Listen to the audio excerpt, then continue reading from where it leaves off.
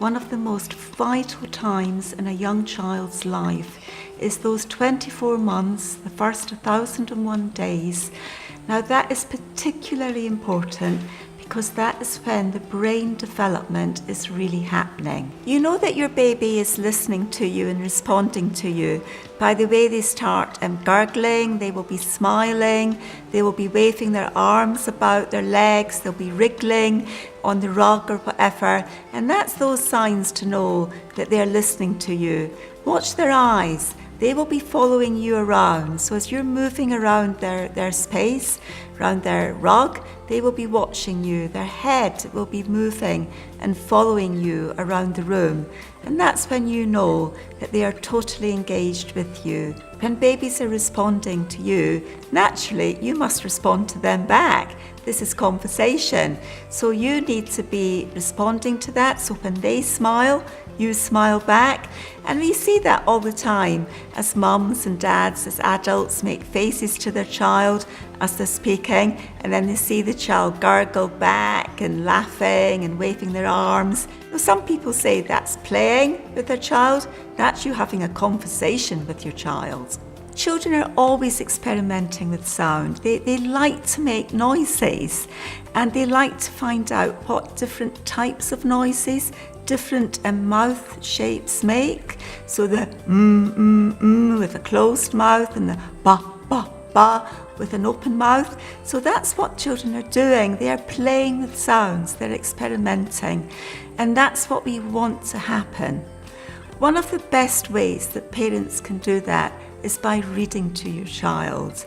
At a young age, in those first 1001 days, we are looking for books that really encourage repetition. There's a really good book, We're Going on a Bear Hunt, which I think everybody knows, everybody has read to the child the whole world over.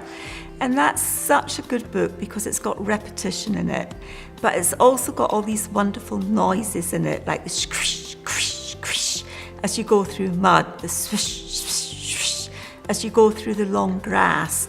And that's really important for children, these noises. The other element that's really important at this stage is the rhythm. So nursery rhymes are really, really important.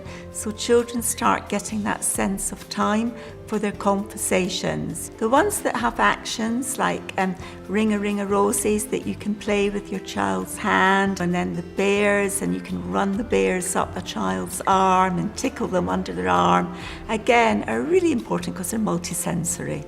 As children develop, as they grow older, as they become more toddlers, we're really looking for the engagement, if you could say, is to be upped.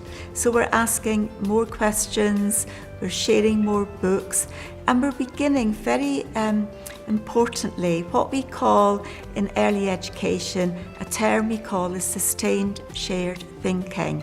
So it's when, as mums and dads, as adults, when you are in conversation with your child, it is important that you have eye level. So you are down at the ground, down at their level. If they're on the floor, it is important that young children see your face, because that's where they see your eyes, they see your mouth move as you speak. So forward-facing prams are really great for young children. We know that if a child is not spoken to, if they do not have stimulation in those first 1001 days, they will be significantly behind their peers as they grow up. The best advice that I could give mums and dads around talking with their child is to talk to your child and allow them to talk to you. As much as possible, look at your child looks at you. So thinking about forward-facing prams, being down on the ground with your child and just chatting to them as much as you can, and reading with them as much as you can, and playing lots of rhymes, but most importantly, having fun.